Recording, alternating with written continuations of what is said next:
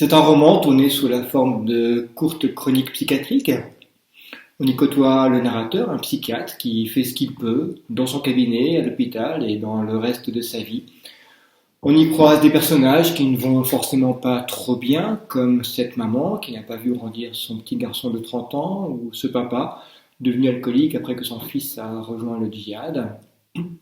On y croise aussi le psy du psy, le confrère auprès de qui le narrateur avoue ses limites, et puis ses copains qui l'invitent aussi un peu parce qu'il est l'ami psy. L'histoire se déroule de nos jours, hein. On peut même la dater après les attentats de novembre 2015, et elle se passe surtout dans un hôpital parisien et dans le cabinet du psychiatre, près de la place de la République. Il était une fois une vieille dame, au demeurant charmante, fort déprimée, et qui un jour avait tenté de se suicider. Donc, nous la réanimons, et au matin de son réveil, elle me gronde vertement pour ne pas l'avoir laissée mourir. Puis, apercevant la fenêtre, elle ajoute qu'elle finira bien par nous fausser compagnie.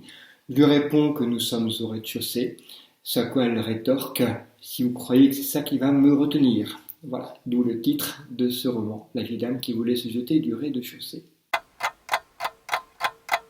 Bien sûr le narrateur, le psychiatre, mais aussi Cédée, comme Catherine Deneuve, même si ce n'est pas elle, la cardiologue qui l'accompagne dans ses nuits de garde à l'hôpital et qui se bat elle aussi comme elle peut contre ses propres démons.